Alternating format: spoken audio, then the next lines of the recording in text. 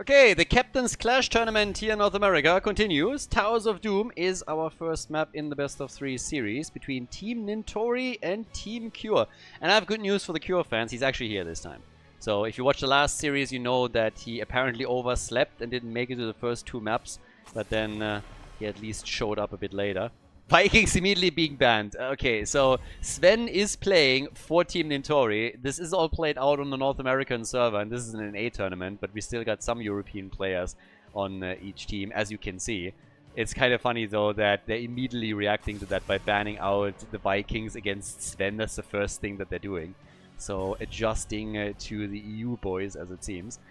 But let's see what we're going to get here. We have our round robin in the group, of course. Currently, teams are split in 2 groups for seeding. And right now, Nintorii is actually playing the first match for their team. So they haven't had one yet.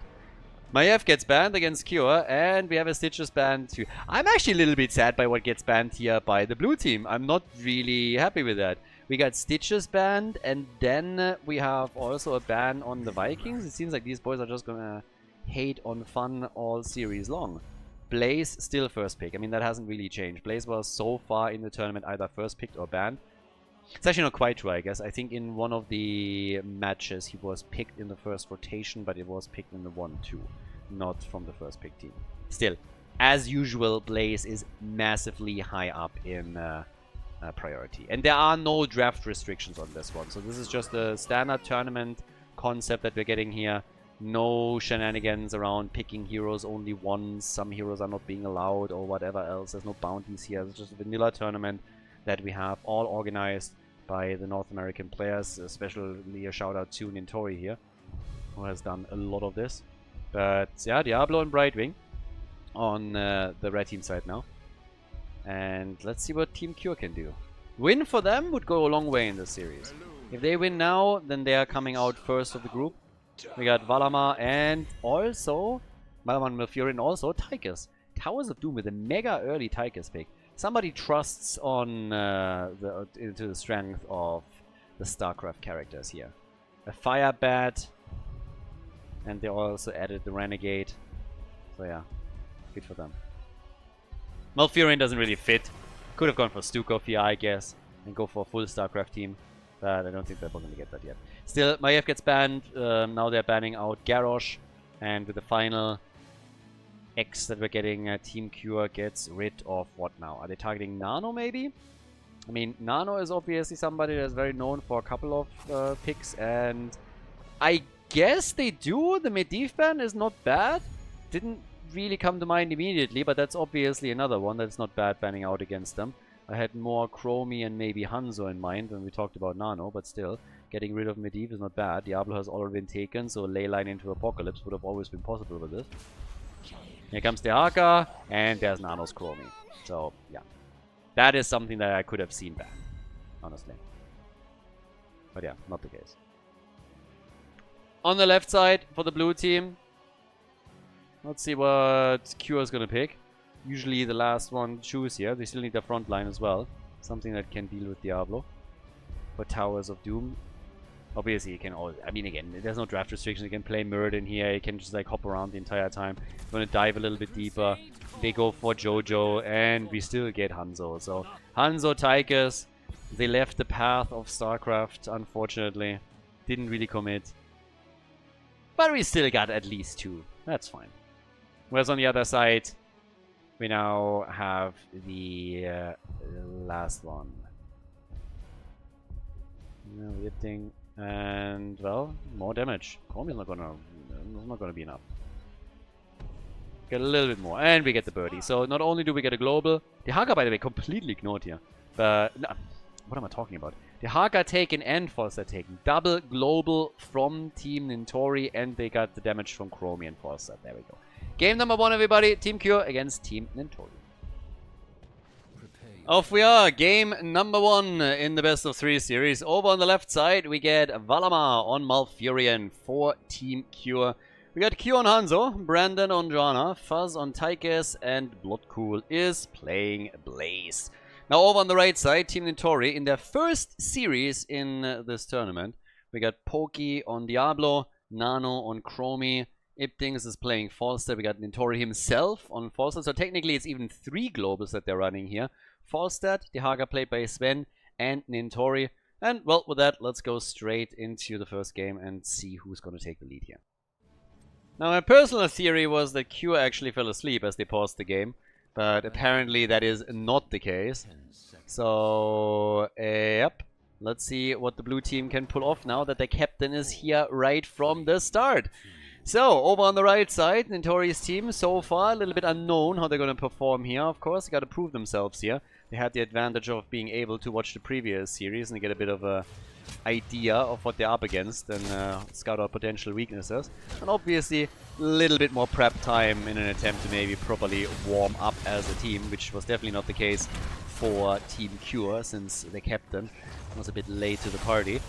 Early game, just a little bit of poke happening here for Tigers. We get a grenade right from the get-go. Porky is the one that is currently sitting at the front here and trying to bully people around with Diablo again.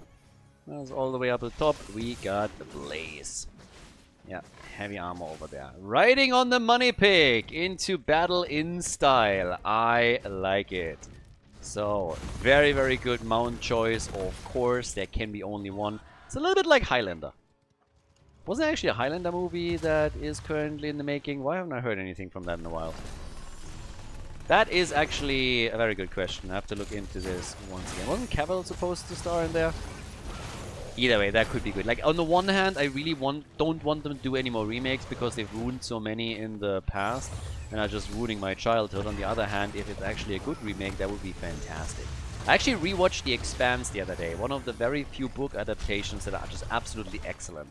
If you guys like sci-fi even a little bit and you have not watched The Expanse yet, I can heavily recommend that. For some reason, that's a series that, while it has fantastic ratings, hasn't been watched as much as you would think. It's absolutely stellar. If you haven't seen it yet, The Expanse on Amazon Prime, it's amazing. Really, really well done. And books obviously are great too, so if you're somebody that reads, I can wholeheartedly recommend the books. And you can even check out the series later. But it was one of the best adaptations in a long, long time. So, yeah. Well, down at the bottom of the map though, we got Brandon moving in. And Fuzz trying to not only push their camp a little. I mean, first of all, they stole the camp away. Now they got their own. Starting to push that in too. One tower is already murdered. And with that, they can now very quickly take down that wall, I suppose. At least take the gate out. Drop that quickly. So yeah, there we go. Diablo immediately on a bullying trip, trying to go for Malfurion, which he didn't quite grab there, but still. What about Tychus? Can they take him down? Nice damage by Chromie. There is a reason that Nano's Chromie is so often banned away from him. So that's first blood in the game. Tychus gets punished, gets murdered, doesn't stand a chance there. That was, first of all, Nintorii obviously being hyper-aggressive around it, but then also Chromie doing a stellar job. They're turning it on Falstad, though, and they get the quick root on the ground, and that's the bird gone. So kill for a kill, essentially. Brandon is taking a little bit of damage here, too. We have the triple altar phase already up, and that means that both of the teams are starting to get busy on this. An attempt to change the usual MO on this map a bit. So they're trying to interrupt Brightwing. They know that there's a lot of globals on the other side. We have Tigers already channeling it through. And Valamar is also able to pull it off. So nice, good for them. With that one kill that they were able to get, they locked themselves into three? Really? Wow. You don't see that all that often, that a team is really willing to commit to potentially 3 altars. But apparently they're willing to do exactly that. I'm a little bit surprised, to be honest with you. But, well, let's wait and see. Are they actually going to pull that one off? And the answer is no. They fell back. And 2-1. Still good. Still a ratio that they're probably fairly happy with. Yeah. 7 gives us also more synergy on Tychus with Grenade. Right into battle on the Golden Cock. Make of that what you will.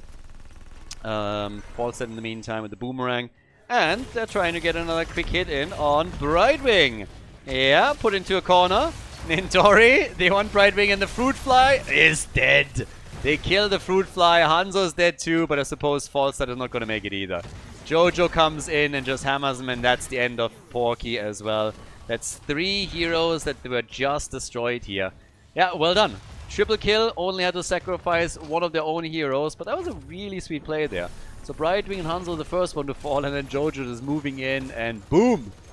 And then shortly after, Diablo also going down. So that's 3 kills for the blue team, and they're taking the camps again.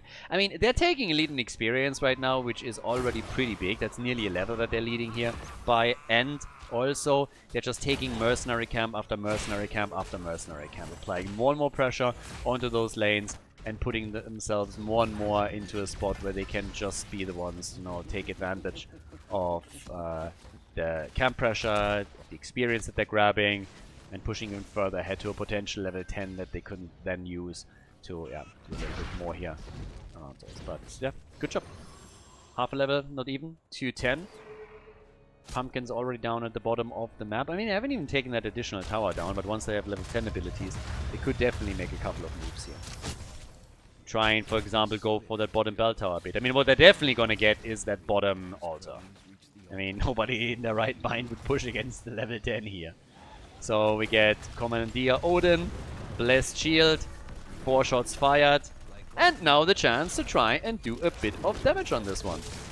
So, can they take well, maybe they can even take the entire thing, because the globals are still up on the map, but they're not rotating over. Falset is finally flying down. They're hoping to get the experience, of course. So Brightwing, Dehaka, and Falset were all gone from this fight. But now it slowly starts to turn a little bit. Keep in mind, they still don't have heroics. They still don't have heroic abilities. Malfurion willing to quickly YOLO his one out, so gets Tranquility out very early. Chromie obviously has hers, but yeah. And here comes finally level 10 for the red team. So, now a chance to maybe fight. Let's see if there's a nice APOC lead, for example, from Porky too.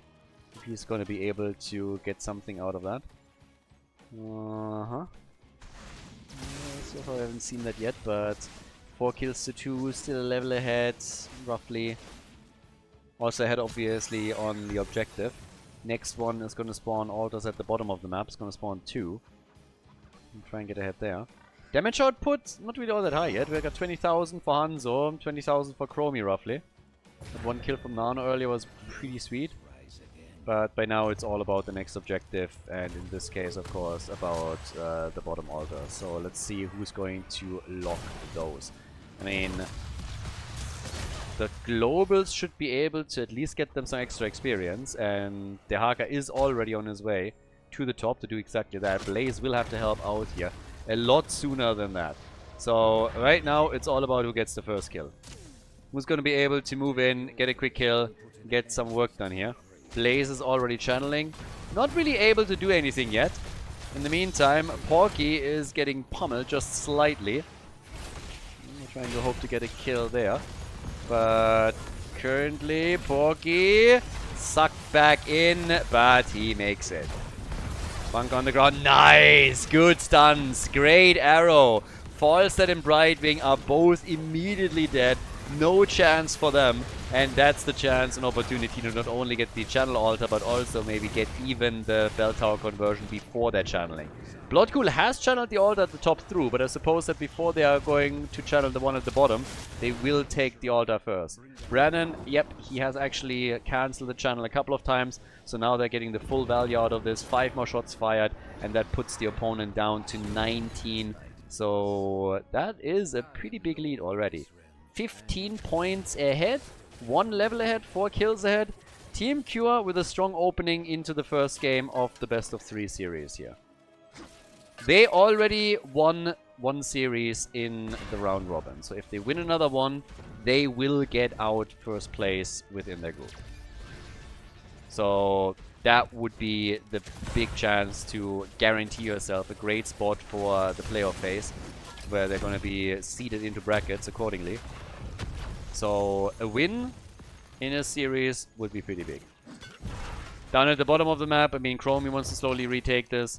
Nobody is defending for now. They're all pushing at the top, trying to get another kill against Diablo. Who goes for the APOC, gets the combo off. Can't do anything else though, and might still fall here, and gets hit hard. Even Jojo with the Blessed Hammer is working some damage in, and now they got a chance to go straight up for the boss. They're already so close to it, so no reason not to engage, not to make the play here. And, well, that is going to be another 4 points.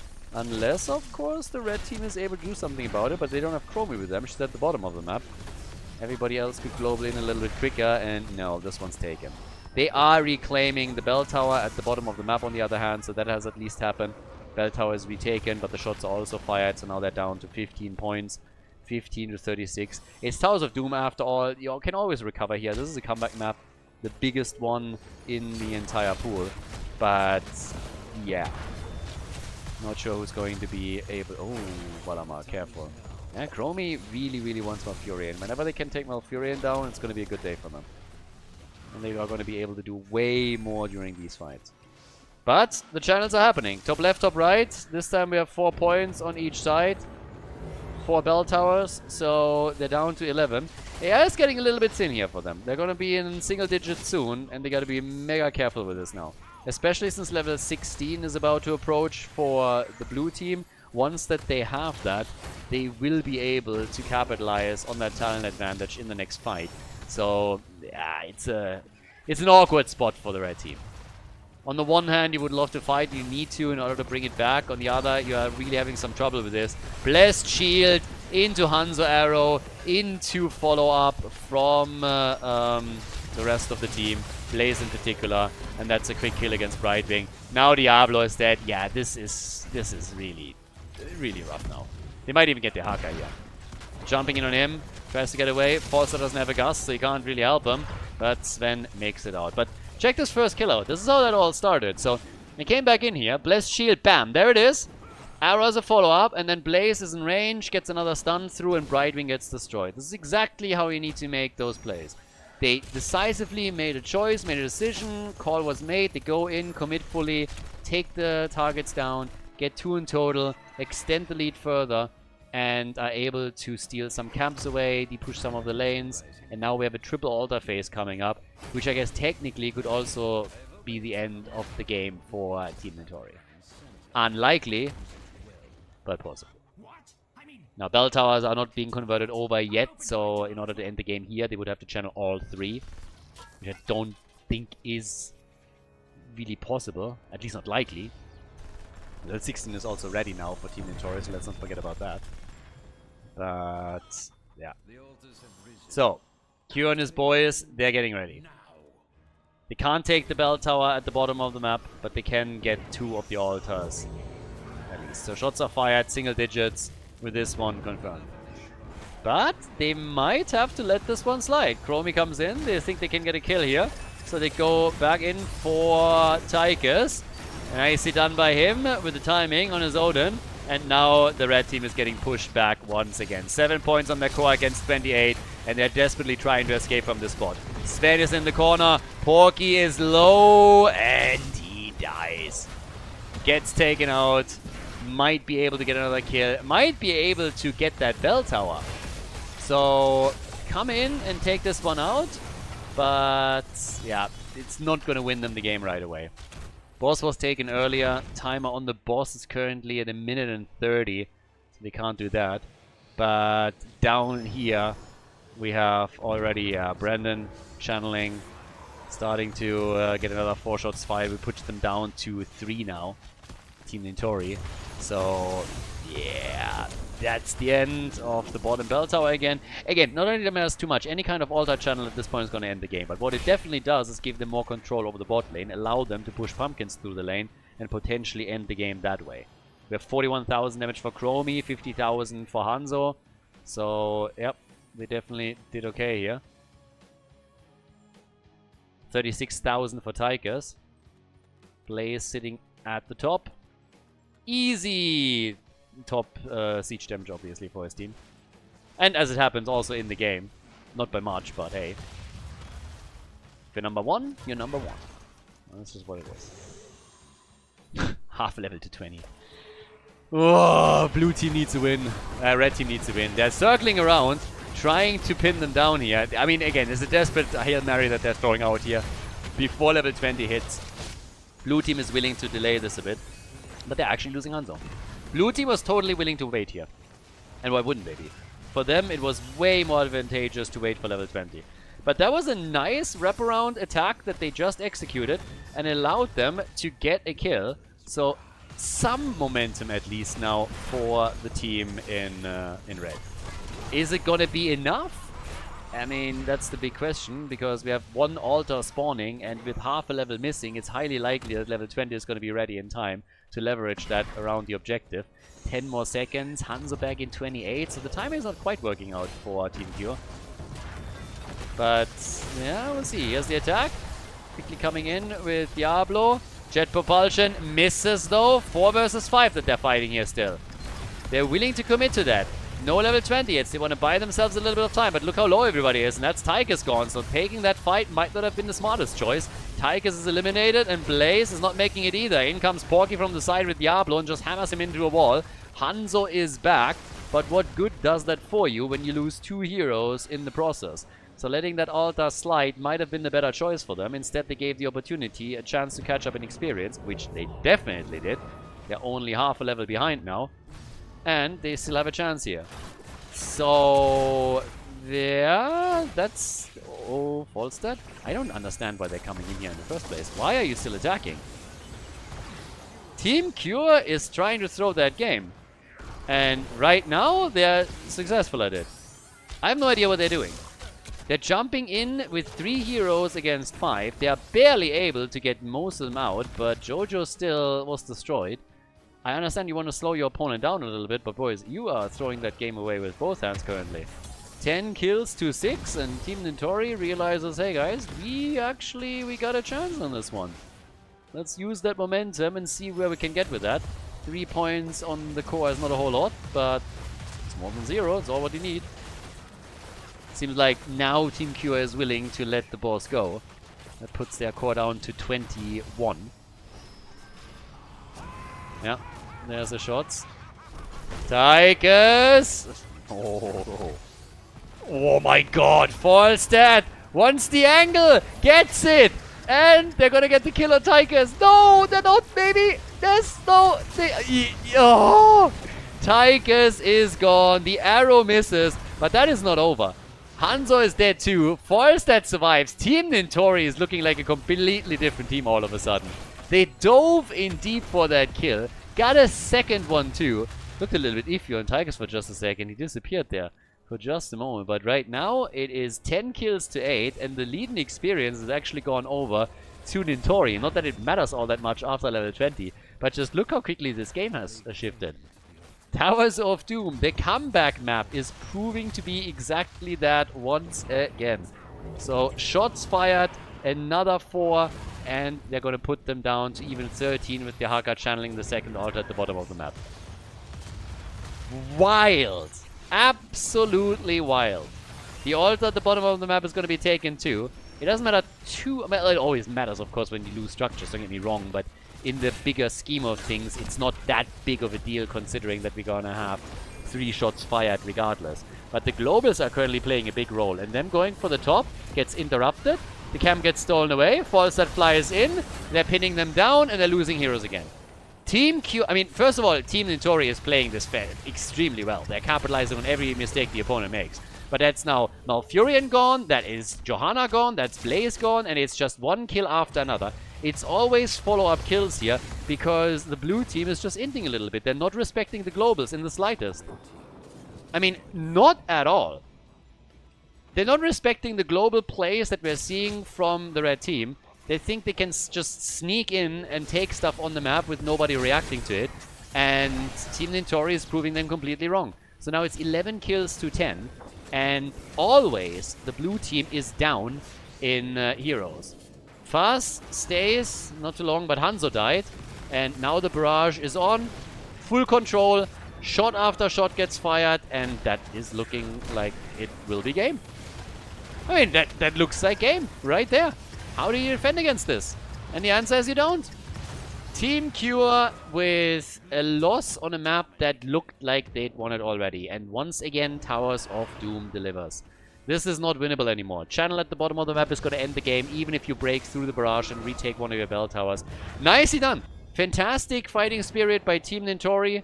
Impressive that they were able to pull it off. They win game number 1 against Team Kure and shut the blue team down hard. Kudos. Nothing else to say here. Incredibly well done. And Team Kure with a big, big blunder here. GG and well played.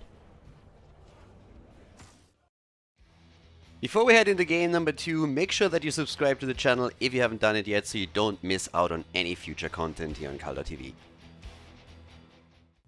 Map number 2, Garden of Terror. Team Kure going down in flames on the first map. A little bit surprising, honestly. But they heavily underestimated the red team. Thought they had it in the bag. And just started to YOLO out on the map after every single loss. I mean, again, initially, this started with a risky play by Team Nintorii to get Hanzo. That's what it started with. One hero died, no biggie. I think maybe the second one followed after. Not a big deal. You're massively ahead. Sit tight, wait, and then you can move. But they were trying to just interrupt stuff. They were trying to like be a little bit sneaky. Then they underestimated the globals and how quick they can rotate on the map. Wild. Honestly, wild. So that's a win for the red team. And if you're Team Kure, you have only yourself to blame. I mean, kudos obviously to Team Nintorii for actually capitalizing on every single mistake that was made on the other side and playing through that. But boy, oh boy. So Lucio and Sylvanas have now both banned out. We got also a ban on the Vikings again. As I said before, these people hate fun. We're on Garden of Terror, so big map. Vikings would be pretty sweet there as well, I suppose. But yeah, Lucio, Sylvanas, both very, very strong when you get them on Garden of Terror. Anything that helps you to rotate around your opponent and go for structures directly would be pretty big. Ah, and even Abathur gets banned. Okay, I kinda... Most of the heroes that have been banned are heroes I would have loved to see. Which just feels bad. So, yeah. But anyways, Nintorii and his boys, they have first pick. Are we gonna get an early Blaze? Are they just focusing on some globals again? They go for Maiev. A little bit of a double value out of this. You take it away from your opponent. Kure could obviously play that. And you also pick it for yourselves. So yeah, nice for them. But on the blue team side, what is Team Kure now going to do? I mean, there has to be something, right? If you lose the first map in the way you did, you have to step it up. They go for a Truth and Tried frontline combo with Blaze and Johanna. So we got Jojo and Blaze. Yeah. Again, I like at least that. That's a very, very strong frontline that they have here. And then on the right side, how do you break through that? I still want to see some X-Factor picks. I like the globals that we saw from Team Nintorii on the last map. And I would absolutely love if they had a couple of strategies prepared where they said like, hey, on a big map, let's try something like Uther, okay, together with Hogger. That's already interesting. That might be an Uther main tank. It could also at the same time be them just trying to play Grey main Divine Shield, Genji Divine Shield, a little bit less popular these days than it was in the past, but still possible. But Uther as a main tank could be a thing. Then they would pick a second support and then maybe something like Vala for an auto attack style. That has obviously been a patch recently, but most of the changes were fairly small, nothing too insane. And a lot of the old builds and priorities still are maintained here. Yeah, it's the same thought process, by the way, on the side of Team Kure. So they're looking at this and they're saying, you know what, yeah, most likely Uther main tank, so let's just ban out Stukov, which would be a great second healer for them. Specifically when you can tether with Maiev into a lurking arm, that's always pretty great. So something that they are going to try and avoid here. Yeah, Tracer gets also banned. Kure already played it several times now. No globals yet. Big map, no globals up to now. The one thing that I have personally liked to see is Sven going for his Samuro. That would have been pretty nice. On the Garden of Terror, for example, Sven Samuro, that would have been fun. Unfortunately, we're not going to get to see that there. But Hogger is just such a powerful pick on Garden of Terror. With this many mercenary camps, when you have Hogger, he can take them all so easily, and it gives you a lot of map control. So it's a shame that there's no Samuro play. But yeah, Hogger in the house. We get Junkrat, Brightwing for the blue team now, so that means that we have at least one global, so to say. Brightwing is for me always a little bit of a pseudo-global, because when we talk about globals, we are mostly talking about the ability to sit on the side lane and soak additional experience and push the lane out. Brightwing can do some of that, but is really not all that strong at pushing a lane out. There's Rhaegar as our second support, and we get Nano on Hammer. So, that means we have Uther as a main tank, Nano and Sergeant Hammer. Can heavily siege up on this. And Kure with the final choice. Could have left Tracer up, honestly, if they want to play this. Tracer does not like Sergeant Hammer whatsoever. Those auto attacks, they're pretty hard. And, well, let's go. Final pick. It's Fawcett, ladies and gentlemen. We got a global Garden of Terror, map number 2 between Team Nintorii and Team Kure. Second game in the best of 3. Kure against Nintorii. On the left, Kure on the bird. We got Valamar on Brightwing. Brandon with Johanna, Fuzz on Junkrat, and Bloodcool is playing Blaze. Now, the team probably a little bit unhappy after the performance of the first map. Now over on the right side, they're facing off against the red team in the lead again, with Porky playing Maiev. Nintorii on Uther, we got Nano and Sergeant Hammer, things on Rhaegar, and Sven is playing Hogger. So, off to the races, good to go. Who is going to take it here? Who is going to take the lead on this? Who's going to be the potential winner even? I mean, it's match point after all. It's a best of 3 series, so if the red team claims another W, then they would be the ones to lock in their first victory in this round robin phase in the group. So again, we're playing for seeding more than anything else. Down at the bottom of the map, Falstad is already starting to make a little bit of noise with the rest of the boys. But with Sergeant Hammer in your mix, you're playing for level 7. Anything they can do before that, fantastic. But level 7, when you get your mobility, this is really where things start to become interesting. Yeah, unless of course they're getting a kill already, but doesn't seem like that. Sergeant Hammer is more or less a pocket healer, or so I thought, and then we have that situation going on. Nano is able to get out. So yeah, not really a big deal for him. But initially at least he had some assistance from Uther, who was shadowing him most of the time and trying to do his thing there. So all the way up at the top, Nintorii currently soloing Uther solo lane. And yeah, having some trouble there. But he will have to retreat. I mean, they're getting camps. This is the nice thing for them. They're getting the camps right now. They got Rhaegar, they got Hogger. So you have actually 2 heroes that are fairly good at taking camps, or at least accelerating the process a little bit. So this is going to play into their cards. But when it comes to the solo lane prowess of Uther, I think we all know where that should rank. So not really the best there. Then again, once that you have Sergeant Hammer with a bit more mobility, you might be able to do some work here. Obviously, you have the displacement from Junkrat. That's always going to be quite nice when Sergeant Hammer is fully sieged up and try and get an isolation play going, for example. But Sven at the bottom is now getting pressed by Falstad, so the global is already active. And doing some extra work here. Yeah, Kure, again, needs to also be a little bit careful on this now.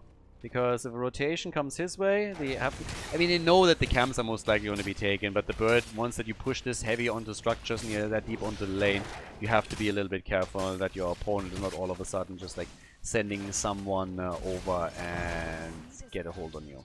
So currently still that 1v1. Sven is doing fairly okay here. Quick reminder also that obviously with the European players being present in this tournament, it also means that they have a disadvantage on ping. Same as when the North Americans play cross-server with the Europeans in the EU tournaments.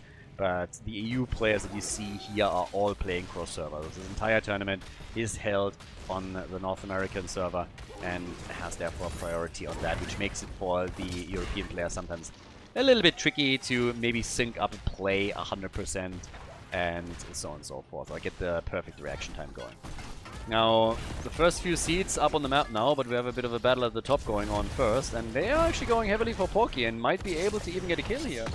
Porky is trying to get out, Falstad flies in, and the tether is ready, good heals, and they might just... No, they're not enough. The jet propulsion puts an end to it, but boy, did they have to fight for that kill. I honestly thought for a moment that they could save him. But just a second, it looked like, alright, they're going to be able to save the day here. Once that Rhaegar was in the mix, and it was not only Uther trying to help out, it certainly seemed that there's a chance. But then the jet propulsion connected perfectly, and that was just the end of it. So, yeah, unfortunately for them, jet propulsion sealed the whole thing. So, Lord Cool again against Sven down here at the bottom of the map. First seat already claimed now. And yeah, at the top. Trying in with another tether! And the kill on Brightwing as a result. So, Porky might have died once, but he is able to do a little bit of counter pressure.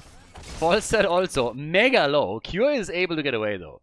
So Kure is able to get out here, but there are some pretty close calls now. And with level 7 ready, this means that Sergeant Hammer is from here on out going to be able to do a little bit more, so that's always also quite nice. And we'll see what they can do on this. But yeah, down at the bottom of the map, we're having again Falstad and Hogger just locked into their 1v1. It's actually pretty respected by by both sides. Nobody has made too much right now. Well, Brandon with a quick pause here. Junkrat actually dropped. Okay, so they actually have a player that disconnected from the game here. And yeah, well, let's actually see if this is going to... I don't think it's going to be a big problem. I mean, it should be back soon, but yeah, either way. Right now, it's a little bit of an iffy game. There's a lot of back and forth. Fairly even. Nobody is really pulling too far ahead on this one just yet, but we had some nice moves already in attempted kills. The chase against Porky earlier with when Maiev died. Then him coming back at the top lane with Sergeant Hammer on level 7 and teams working towards level 10. Now things are starting to get a little bit more interesting, but for now it was a lot about camps and just like other stuff in general. So we'll see how much it can actually go, how much it can do from here right now. So yeah, time will tell. And we're back. So Fast is back to business. and dies. Well, that's actually fair. I mean, on the one hand, you can argue and say like, oh my god, they shouldn't target him. He disconnected. On the other hand, they went for the play already before. So yeah, they get the kill. Junkrat is gone. And well, all the way up towards the top, we have our Uther side lane solo once again, but well, that also means that he's not in the middle where we get Porky caught. Just as Porky is able to get a kill for the team, now he gets swarmed by 4 players, completely surrounded and gets ganked up. So yep, he's gone and goodbye. But in the meantime, Rhaegar has taken a camp. We have 2 kills to 2 now. Heroic abilities are in on both sides. The only one that hasn't chosen yet is Maiev, currently dead and still waiting for revival. Now we got Nintorii over on right. Again, they're taking a lot more camps. Let me actually double check that real quickly. No, they're actually identical. Mercenary experience for the 2 of them is absolutely identical. Will be again after this camp gets taken too. So yeah, my bad. For now, it seemed to me that the red team was actually more active around the camps and did more work there. But as it turns out, they are both pretty diligent around it. And Team Kure is not ahead in this one. So yeah, not too bad. I mean, currently, we still have the next seed coming up, and even there, they're even. They're even in kills, they're even in talents, they're even in levels, in seeds. So now with the next one coming up at the bottom of the map, we'll see what happens next, who gets the lead there. Also with the wall opened up at the top, maybe they can start siege up with Sergeant Hammer a bit slowly. This could get quite interesting. The question is also, how is this going to work out for Porky as this continues? I mean, technically, you have an Uther main tank. They're frontlining a lot with Porky, of course, too. The double support gives them a lot of sustain, but they haven't really seen too many 5 versus 5 battles yet. So most of this... Rhaegar. Damn, man! Juke City! That was something. That was actually pretty great. That was actually really, really great. Him just juking everybody out here. And even Sergeant Hammer at the top became the next target of the blue team survives. So, a bit of a shock moment on the side of the red team, but they're able to pull through with it. Brandon currently gets chased, and that's the end of Jojo. Still an attempt to try and maybe turn it on Rhaegar, but even that backfires on them. Junkrat is a threat, though. I mean, he really is. That displacement that we see from him consistently can really end your life if you find yourself on the wrong side of that mine. So, right now, with that, we're now having a bit of damage done at the bottom of the map too. Yeah, they might even get... No, they're not getting the seed that easily. Brightwing still had an interrupt going, and even Blaze came in. They're trying to create enough space, and I think this time it goes through. So that's 2 seeds for the team around Nintorii. 13 on both sides. Falstad soloing at the top to try and get some damage in though. And the red team will have to react to it. It is insanely close. It really is. Very, very close game here. 3 kills to 2. We got Kure jumping in quickly. And trying to help out now that Maiev has moved towards the top. And down at the bottom of the map, we're now having Blood Cool getting assisted soon by Falstad. So all of the teams are trying to lay little and subtle traps. They have Blood Cool at the front. They got Falstad here. If Sven moves out too far, Falstad will move in, try and get a kill together with him. But they didn't. So now at the top we have a chase going on. And it's always on all sides. At the bottom you have the blue team in a bit of a better position for quite some time. At the top all of a sudden the red team takes over.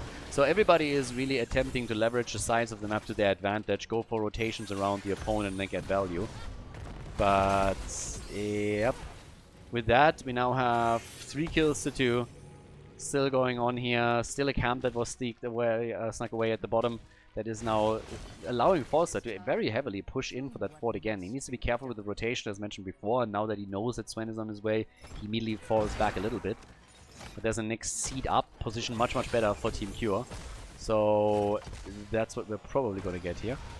But yeah, Gust has been used, and I'm not so sure if that cooldown was really working for them. So that's a cooldown that they might need during that fight, and that they don't have. Falstad is top damage for the blue team, the 20,000. And we have Maiev on 23,000 on the other side. Top damage in the game. Holger still at the bottom and Falstad is reacting to it. Brightwing is coming in and that is now applying pressure to Sven. Here comes Blaze and that is the end of Holger. Or is it? Nah, Divine Shield, turn around and Kure is nearly dying. Sven hasn't given up on this yet. Yeah, he's still playing this out, but boy, they turned this quickly. I love the plays from both teams here. It's always like, it seems like really like the quiet before the storm for a long time, and then just within a second you can see one team seeing an opportunity, they try to gank up on someone, and in this case Team Nintorii, as they were chasing Hogger, is able to turn it with the Divine Shield, Ancestral kicking in now too. That sustain is really something. But Sven still dies. They tether though! And they get Falstad, they get Brightwing, and they get Blaze. Again, Team Nintorii turning the fight around. The seed has been taken by the blue team, but now there's camps to be gathered. And boy, that was... I mean, that was awesome. Really nice turnaround with the cage here. Then the tether, 16 versus 16 on the talent count now. But at the bottom of the map, I think we're going to see the first fort now fall, and it's on the blue team side. Really cool plays now. 6 kills to 3. Job well done. A few more camps also claimed. And that might just have been the moment when they're starting to pull ahead. Because with multiple heroes still not on the map, they're going to get this channel. And that's the first set of Garden Terrors. So the first objective for Team Nintorii, as they are trying to do their thing and accelerate this even further. Globals are of course back. Junkrat, on the other hand, okay, he makes it out, I guess. Yeah. Jojo is there too to help him out if need be. And in the middle with Sea Giants, I mean, they are suffering on every single lane right now. I think they're gonna lose at least one additional fort, maybe even more than that. But yeah, this one is a goner. Nano, of course, now also with Giant Killer here on level 16. We got Cruel Chain for Maiev, and after they destroyed the fort in the middle, they're now moving towards the top to ensure that this one is going to fall as well. All the forts gone, but they want kills. They want a bit more than that. Oh, that shockwave went nowhere. The Blessed Shield, on the other hand, on point. So is the Jet Propulsion, but they still can't do enough because Uther didn't even hesitate, threw out the Divine Shield and just said like, yeah, it's fine. We're going to make sure that he is not going to die here. So they're protecting their front line really well.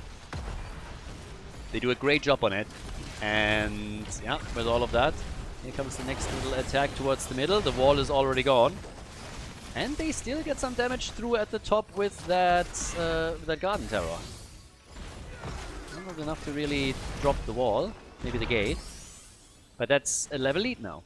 one level ahead, and all the forts are gone. So passive experience gains from here on out are also massively in favor of the red team. Team Nintorii has a chance to end the series. They could do it on this map. One more win and they take it. Passive experience is... I mean, the gap is going to be widening from here on out. From here on out, the gap is going to get wider and wider and wider if the blue team doesn't do anything about it. With all of the forts now gone, that is the only thing that can happen. And that could help you to get that early level 20. And once that you have your Storm Talons, you can dominate the map for another period of time. So this is a really, really tricky thing though. Hero experience, by the way, that's obviously another huge advantage that we're seeing for Team Nintorii. They're way ahead there. Way ahead. The blue team makes up ground on minion experience, partly of course because of the globals. But now traps are being set on the map. Yeah, they find Blaze. Quick stun. They're actually trying. Yeah, here comes the attempt for a tether. But Brightwing also paid attention, and they can't get too much here. Was a nice attack, but not enough to net them a kill. But it got dangerous for just a moment. Didn't really force Blaze to drop the bunker yet either. Couldn't bait out too much. But they're still stealing the camp away. So the camp still gets taken, and the other thing that we should probably highlight as well is that the positioning and also the timing of the next seed is very likely making it end up in the hands of the red team. Level 20 is just too close. I don't think that the blue team is going to risk anything here. Yeah, they're definitely going to let the one slide. It's the first one after the Garden Terrors. There's no real need to be aggressive around it. If anything, I'm a bit surprised that nobody is dealing with a wave at the top. That's not a big deal per se, but why not send someone, deal with it quickly, and then move back out? Obviously, the red team now wants to get as much of an advantage as they possibly can out of the situation with their level 20 talent advantage, so they're going for every single camp that they can find. Falstad has rotated topside, which means that they are going to not only attempt to get additional experience through him, but also drop that fort. And with the camps at the bottom of the map, the agenda is clear for Nintorii's team. They want to open the keep up. Open the wall at least. They can do more. Fantastic. Riptire to try and clear the camp as quickly as possible. Yeah, but there's now the Storm Talon. So, Falstad actually going for... Okay, this is going to get interesting. Epic Mount for Falstad. They're trying to dominate the map even further with mobility. So, Falstad is going to fly down here in a moment. Oh, that shield timing on Jojo! Rhaegar, Ancestral, and Divine Shield for him. He survives. They get the second one out too, but then they're falling back. Little bit of damage on the keep. They barely scratched it, but some damage was done. And now, yeah, how do you deal with that? They don't have a Divine Shield. They don't have Ancestral. They don't have a Shockwave. This is something that they might just have to let go. Maiev is still there. Tries to get a connector with Falstad, who immediately reacts and falls back. But both teams have lost some of their ults, but still, the sustain talents are on cooldown now. Falstad flies in with the Epic Mount. Has to get them straight towards Janna. Careful a little bit with Blaze here. Gets stunned once, twice, and gets the bunker out as Hogger spins himself to death, essentially. Blaze is gone. Hogger gets a heal, and Sven gets booped back by Junkrat and survives. Sven survives and Blaze is gone. They're sustaining themselves through this. Uther, if he dies, doesn't matter. He still has redemption, so he's going to be back. Gets those cooldown reductions and the heals in, and that is such a great spot now for the red team once again. Nintorii's team really impresses here. Fantastic comeback in game number 1. Now, yep, they lost the fort at the top and Kure is still pushing, but they are the ones that really drive the bus here. They're making move after move in an attempt to take down the first keep of the game. It's a 5 versus 4, and they're sieging up with Sergeant Hammer down at the bottom of the map. They have no mercenary camp, but at least they're getting a couple of minions that are pushing in together with them. So, with the catapult also joining 7.5 minutes in, he has the chance to do a bit more damage. Falstad has done a great job at the top lane to escort some minions towards the keep wall. So, that global is still a problem. And Kure is actually moving back to continue what he started here. So, he is trying to take this entire thing down. Red team has to be very, very careful with this. This is a very weird balance that they have to strike here. But they also have a chance to get themselves another seed and therefore another set of Garden Terrors. And that would be big. That would be a pretty big win. And it's definitely in the cards. I mean, both teams have all their cooldowns ready. There's not a single heroic ability that is not ready in the fight. So, one camp taken. They're grabbing another one. Maiev is taking an additional one down at the bottom of the map. And now, who's going to take this? It seems like the blue team is just letting this one go. They're not fighting for it. They're okay with it. They're just saying like, alright, second set of Garden Terrors for you. We don't want to push into Sergeant Hammer. And there it is. This is a big one. 18.5 minutes into the game. This is a really, really big push now. Keeps should fall here. Garden Terror's there. Falstad flies up towards the middle and is trying to help the rest of the team out. And the red team is attempting to get into a good position for this. Blue team is totally pinned down now. Sergeant Hammer at the bottom of the map is trying to go for structures. Went for the ultra capacitors and is hammering away against the bottom keep.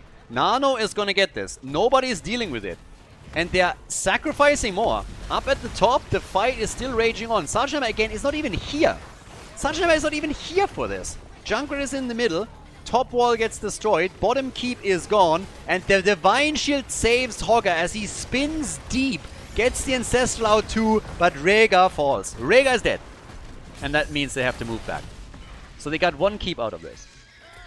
If Rhaegar doesn't die here, then very different story. Then they would have been able to stick around a bit longer, because Sergeant Hammer just rejoined the effort. But, well, Rhaegar died. And they're now trying to push a bit. Falstad is still defending against the Garden Terror, and they're pushing into the middle. But currently it's a 4 versus 4. Falstad is obviously going to join in just a moment. Rhaegar's still down for another 30 seconds.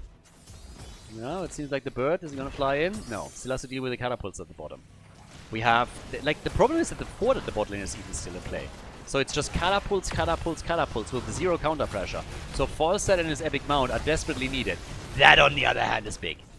Getting that kill is huge. That's what you need.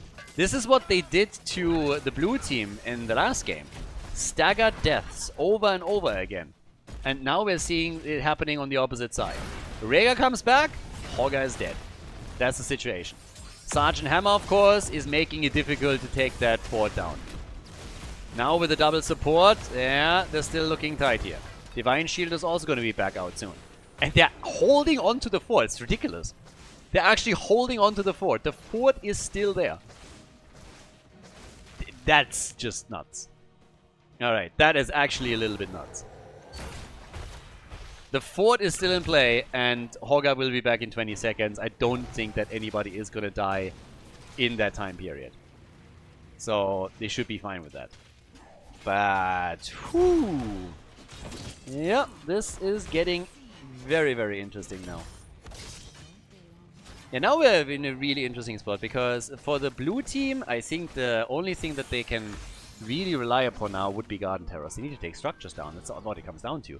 If you don't take these forts down, then the catapults are going to rip you a new one eventually, especially at the bot lane. And now 21, nearly 22 minutes in, and these catapults have 0 resistance at the bottom of the map. Falstad is the saving grace now. Imagine him not going into Epic Mount. He needs to be everywhere, and he is. If that wasn't the case, they would be in so much trouble already.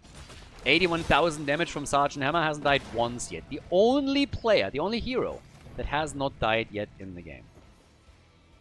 Yeah, they're letting the seed go. This time they're just saying, okay, we don't want to fight into this either. So, first set of Garden Terrors, this time for the blue team. Yeah. Now we're going to see some forts fall. This is the potential start of a comeback here. How much can they defend? I think the forts are gone. That's, I would say, pretty much a given. I don't believe that they can take more than the forts, though. Well, a wall or two, maybe. But they won't be able to take a keep. Unless, of course, they're forcing a fight and get some kills. And forcing fights usually means that Falstad flies somewhere and gets a good gust angle. Yeah, fort gone. One at the bot lane is going to be destroyed in a moment as well. Falstad flies out. Gusts and Nano! No way! Is he actually going to make it? Yeah, seems like he is. They don't want to use their ults, and well, then they actually go for the better safe than sorry play, and are like, you know what, guys? Let's just drop the Divine Shield here. Rhaegar and Uther also communicating well. Worst case scenario in a situation like this is that you lose both of your cooldowns. But yeah, they coordinated that well. Nice effort by the blue team though. And still a chance to push at the bottom a bit.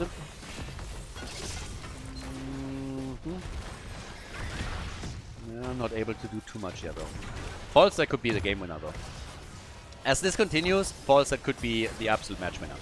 Because previously, he was just the one, you know, who had to safeguard the lanes, push one out. Now he is the one that nets them a keep at the top lane.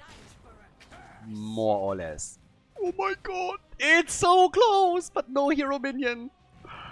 Oh, we are at level 24 now. 23, 24 minutes into the game. Each team has, I count the top, each team has basically lost the key. There's a lane that basically says, hey, please push and go for core here. Even though the catapult advantage obviously is still in the hands of Team Nintorii. But Team Kure? I got a shot here. It's honestly about who loses the next hero. Whoever loses the next hero is most likely gonna lose the game to you. Falstad is the only X factor here. Falstad is gonna get that keep at the top for sure. And the red team will at some point have to decide how they want to play this. It is definitely, I mean, it's absolutely possible that at some point they're just saying, let's just go. They know they can't save that fort. And the keep. This one is gonna get destroyed anyways. If he continues to press for the core though, that's a bit different. Yeah, this would be the first seed for whoever takes it. Don't think that they're gonna be too aggressive positioning for this. Very likely with Sergeant Hammer already being in place, they're just gonna let this one slide and say like, yeah, whatever, what are you gonna do with it? So, yeah. I still think that at some point the red team just has to go for it. Because Falstad is going to continue what he did at the top lane now on all the other lanes. And he will take every single keep down as time continues. Kure isn't stupid. He's going to fly away whenever anybody comes close. He has epic mount. And the red team just has to accept that at some point they gotta make a play. They're getting him delayed here. Falstad flew back. Straight into the hands! No! Oh my god, they lose the camp and Falstad flew straight into Uther. No way. That's a disaster. They go for the keep in the middle. Oh boy, that is bad news. Falstad flying into Uther, getting stunned and killed. That is just horrible for them. There's catapults on the core, by the way, so that's a bit of a problem because those boys hit hard. But they are now trying to take another keep down. The keep is definitely going to fall. If anything, I'm a bit shocked that they're not trying to go for the game. But they're going to lose points on the core if they're not heading back. The keep is gone. This, by the way, is also a little bit of a problem at least. But yep, the core is now losing points and there is still nobody hearthing. The camp is taking it, so they're just accepting that they're losing an easy 15%, 17, 18% on the core. Whew, okay. This seed has still not been taken. Just as a side note. So yeah, one team just got a keep, the other one got some core damage. Which is another invitation for Falstad, who is of course back. So, interesting dynamic now. Another problem of course that occurs now for the blue team is that a lot of the lanes are being pushed out against them again. Yeah, that was a very, very important kill. 8 kills to 6. Really, really important move there. And now we'll see if they can build on that. Because Falstad, now that he's trying to, you know, pressure these lanes again, he has to basically start in his own core. He has to start all the way back. Which allows the red team to pressure him a bit more. Oh, and pressure Jojo too. Yeah, but not enough. Ogre threw all the grenades. Junkrat just basically turned all of this into a minefield. And he's just moving through. Yeah. Good move by Bitewing. Going for the poly here. I'll shut them down quickly. But yeah, we are 27.5 minutes into this game now. 27.5 minutes. So, that was a long battle between those. Again.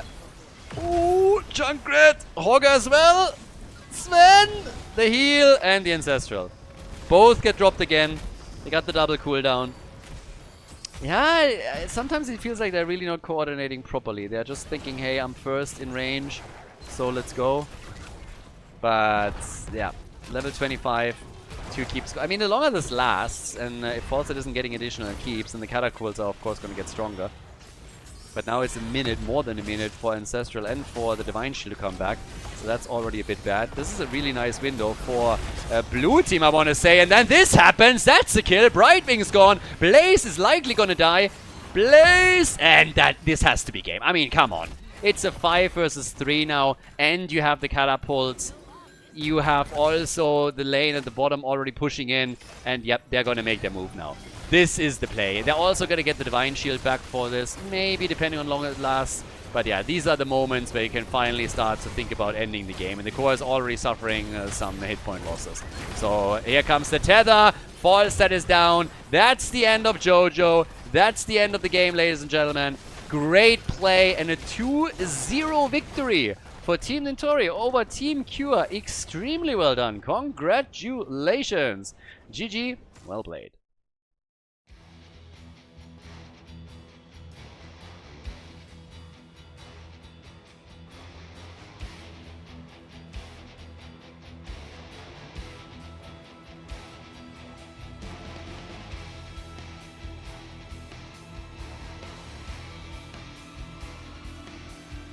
Thank you everybody for watching the video today. I hope that you enjoyed the show and the commentary.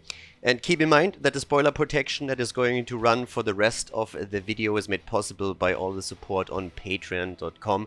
So guys, if you want to support my work, if you want to help me start new projects and keep the spoiler protection in place, please consider heading over to patreon.com/Khaldor. There's also a link in the YouTube description, and check that out. Thanks in advance, and see you guys next time with more esports coverage here on Khaldor TV. Have a great day.